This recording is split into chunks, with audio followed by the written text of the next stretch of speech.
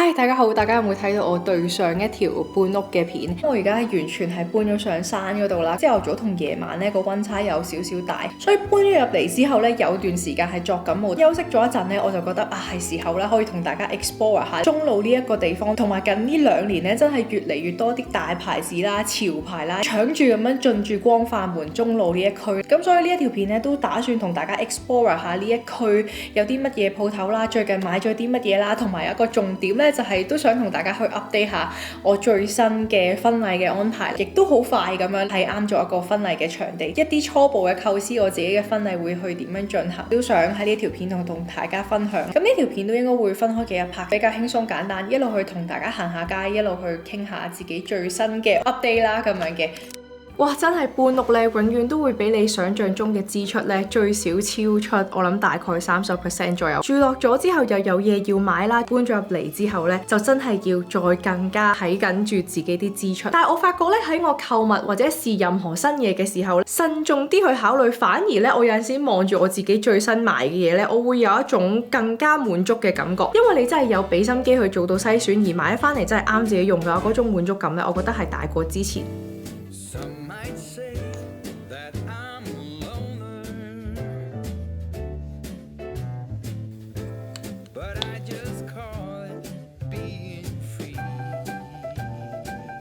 最近咧我都揾咗幾多新奇嘅嘢，因為韓國嘅彩妝咧佢真係不斷咁樣進步，新出嘅產品咧係解決到我好多化妝上面嘅問題。咁譬如好似我咁啦，長年都係淺色頭髮，咁我一定係有漂眉噶啦。有陣時漂完眉頭1-2個星期係靚嘅，但係之後咧都會開始深色翻啦，所以我一直都喺度揾緊一啲真係可以好淺色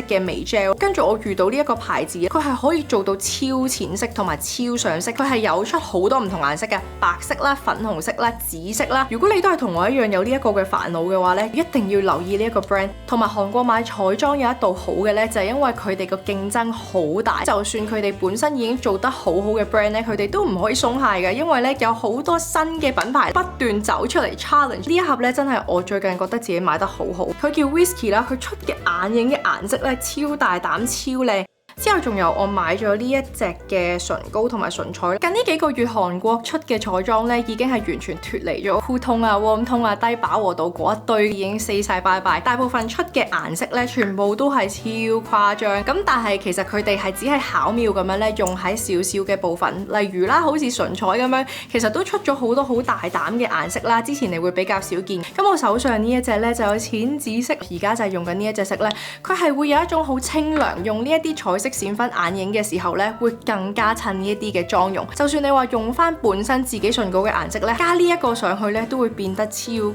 靚。你會見到佢比起上1-2年，即係韓國經常出嗰啲乾燥玫瑰粉紅色，增添咗多一啲嘅灰紫色入去，有少少紫調喺度噶，2支都，我覺得超級靚。呢一啲就係我自己又真係俾心機去做過 research， 亦都問啲職員推薦啦，最近有啲乜嘢新品牌興啊，我買翻嚟試緊嘅嘢。咁另外咧，我最近都喺度試緊一個新嘅家用美容儀啦。美容儀咧，我用過嘅 product 咧，全部都係韓國嘅，但係我今次到手嘅咧就係一部日本嘅美容儀 Yaemin。佢喺日本已經有好多年嘅歷史，對比起韓國嘅品牌，真係算係叫做老前輩。首先俾大家睇下我用完 before 同 after 嘅效果先。佢做皮膚修復做得好快啦。第二就係去水腫，咁所以佢都有個名堂叫做捱夜閃修儀。其實買家用美容儀翻去咧，最驚都係擔心自己難堅持，又或者係難用。咁如果你有呢啲 concern 嘅話咧，呢一部咧會更加適合你，因為佢超大範圍關係，佢碌一下咧基本上等於其他機碌4至5下，而且佢仲有細分面眼，仲可以用埋全身，再加上佢最主要嘅 selling point 咧，就係用翻自己嘅 skin care 就得啦，唔使再加購其他嘢，新手都可以 handle 到。佢入面最主要咧係用咗3個技術合成埋一齊，有齊 EMS 微電流導入，再加 LED 微電流呢一啲名咧，可能你都喺其他機聽過啦。咁但係佢呢個有咩特別？就係佢嘅微電流係會變頻，有陣時我哋用下會覺得第一次好似好勁咁樣，跟住用下好似冇乜 feel， 就係因為咧你嘅肌肉出現咗耐受性，咁所以對比起單一電頻咧，佢有16種唔同嘅電頻，就會好似每一秒咧都有唔同嘅刺激，做緊唔同嘅運動一樣。佢咧除咗去水腫之外咧，仲有第2個技術幫助護膚品吸收。咁佢呢個技術咧就叫做熱感超導技術，直接將你自己用緊嘅 skin care， 再更加將佢推入肌底，你嘅護膚品吸收咧都會多咗好多倍。咁大概碌咗5分鐘左左右，都會見到比起就咁用手咧係吸收得多咗好多嘅，真係完全為懶人再加忙碌人士而設。同埋唔好見佢細細部機咁樣，我咪話有3個技術嘅，其實第3個技術咧就係呢一個照 LED， 佢就適合翻唔同皮膚嘅狀態。不過呢一個程序咧，通常我就夜晚嘅時候先用嘅，等我出完街之後翻嚟再示範俾大家睇。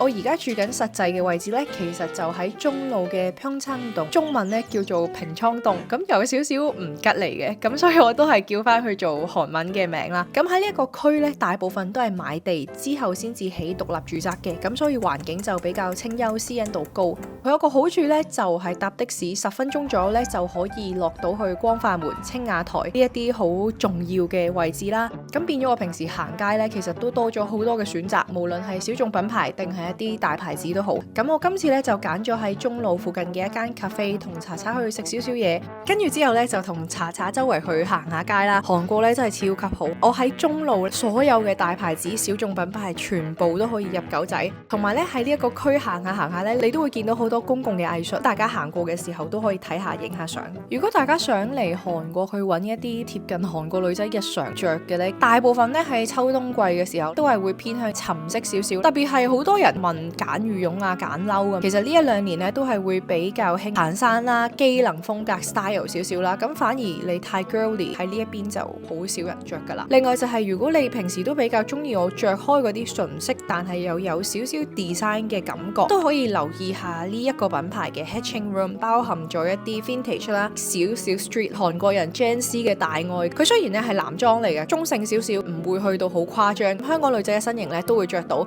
另外真係近呢1年咧，特別係今個秋冬季都見到比起 pattern 甚至係色彩咧更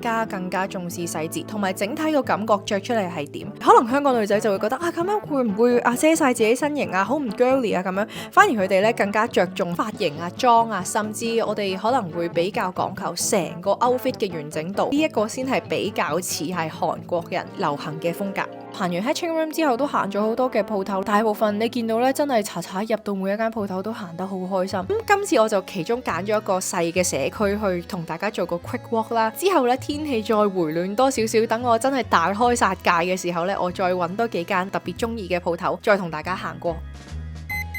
哇！今日真係估都估唔到，行咗咁耐街咧，查查都好攰啦，即刻要瞓覺，竟然係一樣嘢都冇收喎。我覺得都同我而家喺呢一間新屋居住嗰種消費嘅模式係有少少關係嘅。第一，嗰個收納空間真係冇以前咁多，個 decoration 又真係適合簡約啦、簡潔嘅裝飾。始終一開頭同大家介紹嘅化妝品嗰啲咧，就比較偏係消耗品，都會 keep 住試下啲新嘢。咁但係比起之前真係諗過度過，係咪真係需要，同埋自己係咪真係好中意？我而家着緊嘅衫都係比較即係啱我自己 style， 可以長時間着。同埋我自己咧，其實係好期待等緊我部縫紉機。咁嚟緊咧，我就會學自己整衫啦，同埋整一啲寵物嘅衫仔啦、accessory 啦。所以我覺得喺等緊部縫紉機過嚟嘅之前咧，我都未係捨得落手去買一啲新衫住。不過今日都好開心嘅，同查查去咗咁多地方，真係轉咗一個新嘅地區，中路呢一度咁多潮流、咁多大牌子嘅聚集點，個感覺又好唔一樣啊！真係。咁翻到嚟咧，都要同大家認真講下我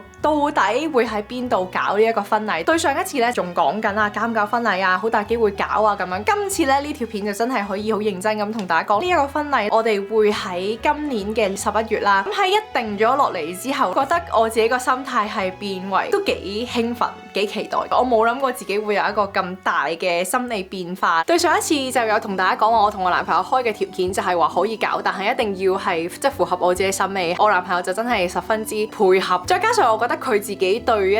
啲靚嘅嘢都係有啲要求嘅。咁我哋就去咗睇一個婚禮嘅場地啦，就係呢一個啦。呢一間咧都算係喺韓國搞戶外婚禮，算係韓國人頭幾名想擺嘅地方。雖然個日期會係11月，但係聽翻佢上年個經驗，11月中咧都暫時未需要開到暖氣。咁啲來賓咧就咁着一件外套仔就 OK。我諗到時最凍嘅話咧，淨係會係我嘅啫。嘅。咁我都講下我自己最中意呢一個婚禮場地啲乜啦。第一，佢就係所有嘅 decoration 都係用鮮花，用完啲鮮花之後都會俾翻所有嘅來賓。個 run down 咧都係新娘同埋新郎去自己設定啦，唔係嗰一種流水式嘅新娘化完妝就去呢一度。嘢食咧亦都係Hyundai即係現代百貨公司去提供，有韓食再加上有西式嘅嘢食。咁我哋搞戶外啦，就會有一啲廚師喺出面去做 barbecue。老爺奶奶嗰一輩咧，佢哋就係十分之重視嘢食嘅水準，亦都可以 fit in 翻我香港嘅來賓。我哋都會希望今次嘅來賓咧係會感受到一場 party 咁樣嘅 wedding 啦。另外我自己亦都邀請咗一個香港嘅 artist 啦，咁佢係會即場畫一啲水彩畫送翻俾當日嘅來賓。咁我就大概 book 咗佢成個 ceremony， 再加埋 after party。咁所以咧喺禮物方面咧，我自己都喺度逐步構思緊啦。我自己 production house， 我有啲客佢都係做香水嘅生意，我都好大機會會同佢去有啲 collaboration， 調一啲我自己中意嘅香味俾來賓啦。有好多少少嘅 idea 都仲喺我自己腦海度構思緊。咁講到來賓咧，我同我男朋友本身咧，我哋去睇呢個場嘅時候咧，佢問我大概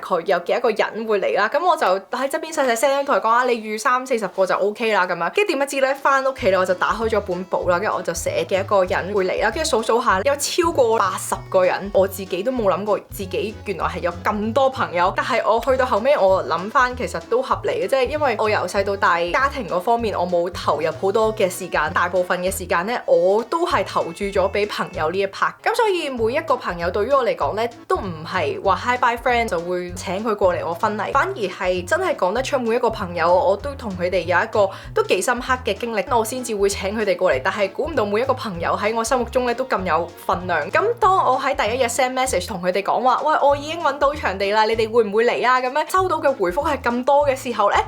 就令到我更加開心同埋期待啦，好感受到佢哋真正為我戥我開心，我都一定要好認真咁樣去對待呢一件事啦，都會希望我自己靚靚地咁樣出現噶嘛，係咪先？ Pre-wedding 上咧，我諗大概會係3月左右，我諗我都係用翻我自己 production house 嘅攝影師啦，跟住試婚紗，我諗3月左右，到時應該會帶大家同我一齊去試啦。所以本身我會覺得試婚紗好煩啊，去傾呢一啲酒水嘅嘢好煩啊，已經係突然間變咗係好似一個 party host 咁樣，我覺得都幾搞笑咯，即係喺1年入面嘅心理變化，由我本身係好拒絕開始。係啦，咁翻到嚟一輪再講咁多關於自己婚禮嘅嘢啦，咁我都休息一陣係，睇瞓到而家佢超級攰。住咗喺呢一間屋之後呢，成個 lifestyle 所有嘅節奏啊 pattern 都完全係大改變。大家有興趣了解下住喺山區嘅生活呢係點樣嘅話，你可以睇翻我對上一條片。咁我而家呢就休息一陣，跟住之後夜晚呢先再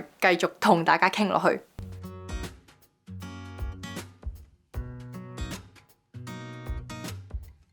咁啱啱咧休息咗一陣，做一陣嘢就差唔多係時候落妝瞓覺啦。哇！我想講咧，啱啱搬咗呢一間新屋咧，而家咧都仲係咁喺度摸索緊，到底拍片嘅時候要喺邊一啲位置拍啊，啲燈啊、角度啊，全部都要再 set up 過。除咗呢一樣嘢之外咧，另外一樣嘢唔慣就係住咗喺山，對於我成個生活嘅品質嘅質素當然係提升咗啦，但係個身體都真係除咗啲時間去適應，特別係皮膚啊、夜晚嘅護膚程序真係要做到超級足。朝頭早嘅時候有同大家介紹過 Yaman 佢呢一部機，咁亦都俾大家睇下成個夜晚護膚程序會喺邊。跟住咧，同埋本身我都唔係好生啲暗瘡啊嗰啲嘅，跟住我都出咗啲暗粒，跟住我有用佢嗰個藍光去照咧，照咗2-3晚就即刻縮細咗啦。呢個暗粒個情況，每一晚咧我都一定係用佢個 aging 嗰個模式噶，因為朝頭早咧出門口嘅時候去水腫啊，講求快咧就係用 daily。臨瞓之前咧就會俾大家睇下，我係用紅色呢一個模，減淡細紋、水光同埋抗老嘅，同埋咧我最中意咧佢用喺頸紋嗰度咧都係超級慳時間。其他機做唔到嘅原因就係因為佢個接觸點特別係細啦，你一碌過去，同埋佢暖暖地咧，仲可以放鬆一啲身體肌肉嘅位置，特別係可能肩頸啊、小腿啊咁樣。我想講呢，你知唔知見到呢？其實係射到超明顯，見唔到超